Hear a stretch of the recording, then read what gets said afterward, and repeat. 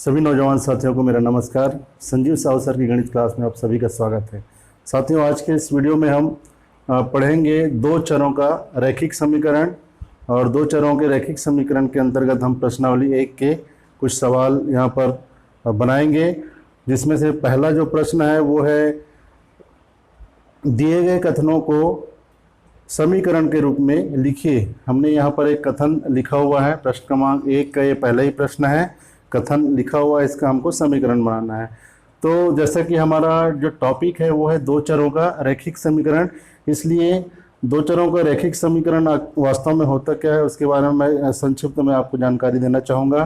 कक्षा 9वीं में आपने एक चर का रैखिक समीकरण पढ़ा है जो कि ax धन b बराबर c के रूप में होता है, जिसमें a, b और c तीनों अचर राशियां हैं और x जो है वो चर राशि है। इसमें ये तीनों अचर राशि है, मतलब इनका जो मान है वो फिक्स होता है और x जो है वो चर राशि है, इसका मान परिवर्तनशील होगा, इसका मान निश्चित नहीं होता है। तो इस प्रकार से ये एक धन b बराबर c एक चर का रैखिक समीकरण का ये रूप कहलाता है। उसी प्रकार से दो चर का रैखिक समीकरण किस प्रकार का होता है, तो वो दो चर का रैखिक समीकरण दोनों में से किसी भी एक रूप में हो सकता है। या तो ax धन by बराबर c के रूप में होगा या ax धन by धन d बराबर 0 के रूप में होगा। इन दोनों ही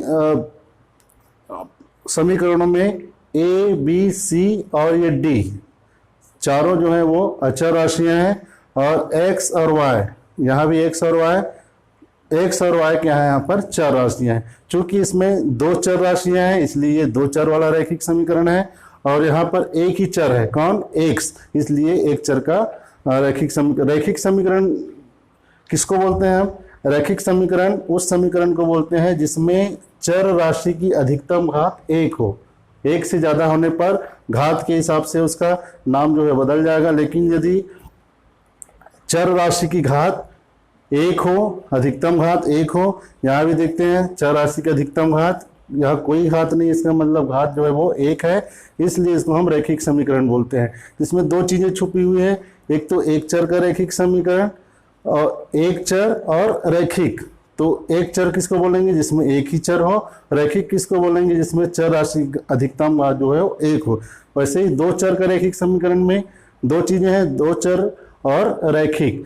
तो दो चर यहाँ पर कौन कौन से हैं, x और y दो चर हैं, यहाँ भी x और y दो चर हैं। रैखिक क्यों बोल रहे हैं, क्योंकि जो चर राशियां हैं x और y उनकी जो अधिकतम घात है वो 1 है, एक से ज्यादा नहीं है, इसलिए इसको हम दो चर का रैखिक समीकरण कहते हैं। आइए अब हम अपने प्रश्न की ओर चलते हैं।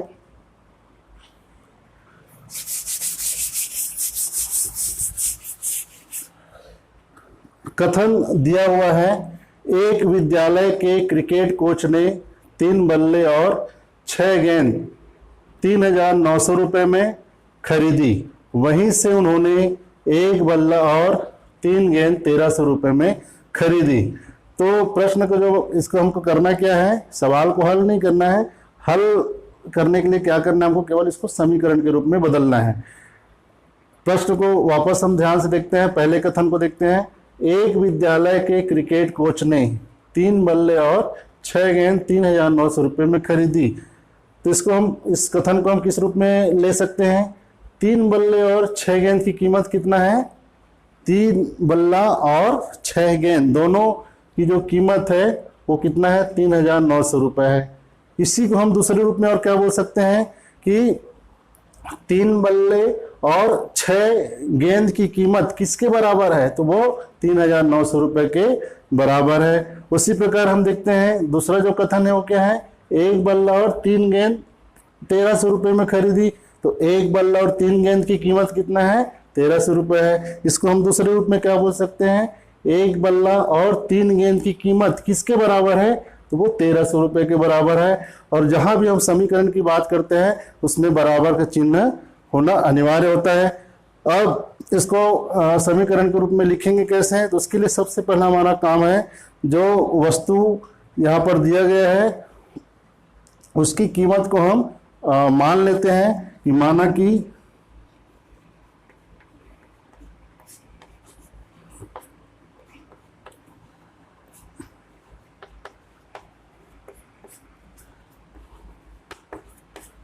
एक बल्ले की कीमत बराबर 100 रुपये है तथा एक गेंद की कीमत बराबर Y रुपये है। ये हमने मान लिया। 3 बल्ले और 6 गेंद की कीमत यहाँ पर दिया हुआ है 3,900 रुपये। हमने एक बल्ले की कीमत मान लिया X और एक गेंद की कीमत को मान लिया Y। तो 3 बल्ले की कीमत कितना हो जाएगा? एक बल्ले की कीमत है X रुपए, तो 3 बल्ले की कीमत कितना हो जाएगा? 3X रुपए हो जाएगा। उसी प्रकार 6 गेंद की कीमत बराबर एक गेंद की कीमत Y रुपए है, तो 6 गेंद की कीमत कितना हो जाएगा? 6Y रुपए हो जाएगा।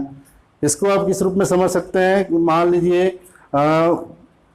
एक बल्ले की कीमत 200 रुपये है, तो 3 बल्ले की कीमत कितना होगा? तो 200 गुणित आप 3 करोगे। उसी प्रकार यहाँ पे एक बल्ले की कीमत 1 रुपये है, इसलिए 3 बल्ले की कीमत 3 गुणित x मतलब 3x होगा। एक गेंद की कीमत Y रुपये है, हमने मान लीजिए समझने के लिए आप ये बोल सकते हो एक गेंद की कीमत मान लो 40 रुपये है, तो 6 गेंद की कीमत कितना होगा? तो 6 गुणित 40 करते हैं। ठीक उसी प्रकार से एक गेंद की कीमत यहाँ पर Y रुपये है, इसलिए 6 गेंद की कीमत 6Y रुपये हो जाएगा। प्रश्नानुसार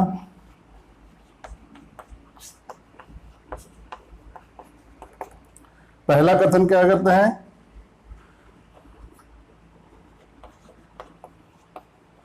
तीन बल्ले की कीमत धन 6 गेंद की कीमत किसके बराबर है? 3,900 रुपए के बराबर है। ये प्रश्न में दिया हुआ है।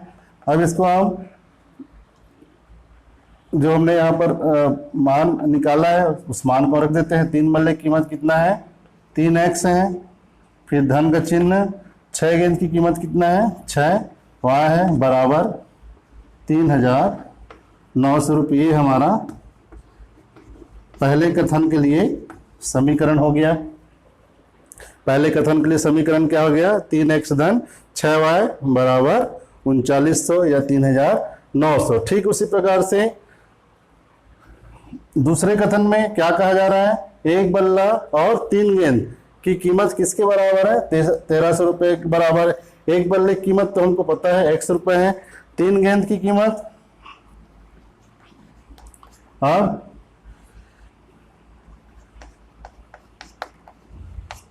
3 गेंद की कीमत बराबर कितना हो जाएगा? एक गेंद की कीमत है Y रुपये, तो 3 गेंद की कीमत बराबर 3Y रुपये हो जाएगा। प्रश्नानुसार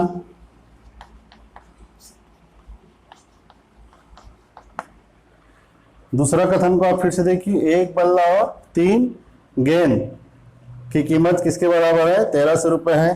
तो प्रश्नानुसार एक बल्ले की कीमत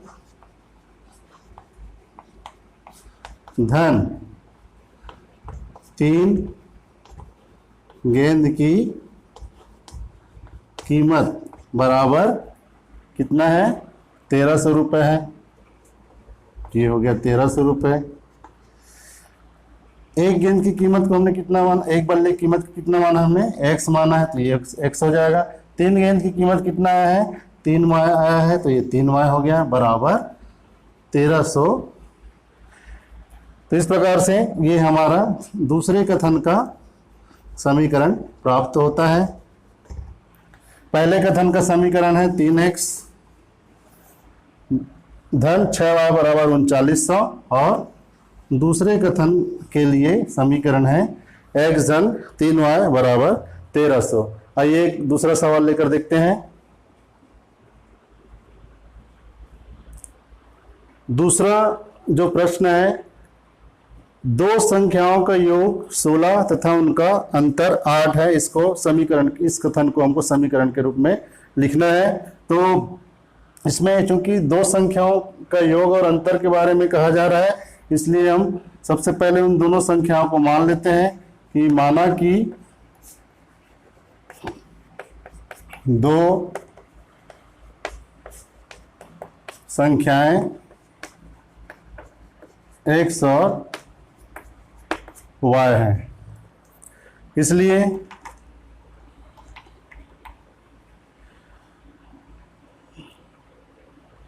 पहला कथन क्या कर रहा है, संख्याओं का योग 16 है।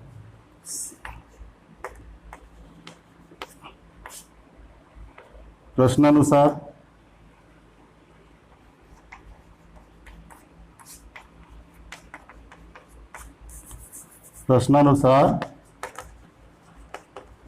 संख्याओं का योग बराबर 16 है। अब संख्याएं क्या क्या है, x और y है। योग का मतलब होता है दोनों का जोड़। जोड़ के लिए हम क्या करते हैं, धन चिन्ह लगाते हैं। तो ये हो गया दोनों संख्याओं का योग बराबर 16। ये पहला समीकरण हो गया।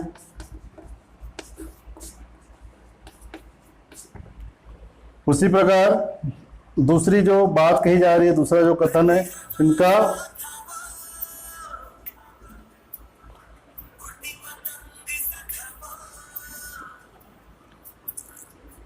अंतर 8 है।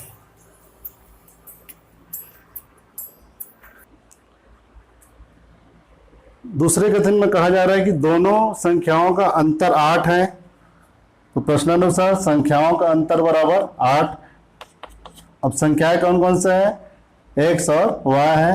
तो अंतर का मतलब होता है एक संख्या से दूसरे संख्या को घटाते हैं तो अंतर प्राप्त होता है। तो पहली संख्या x है और दूसरी संख्या y है, इसलिए x ऋण y करेंगे और x ऋण y बराबर यहाँ पर कितना हो जाएगा, 8 हो जाएगा। ये हमारा दूसरे कथन के लिए समीकरण हमको प्राप्त होता है। तो इस प्रकार हम दिए गए कथन को समीकरण के रूप में आसानी से लिख सकते हैं। इसके आगे प्रश्न क्रमांक 3 को हल करेंगे, क्योंकि उसमें थोड़ा सा टाइम ज़्यादा लगेगा, इसलिए उसको मैं दूसरे वीडियो में आपको बताऊंगा। Thank you.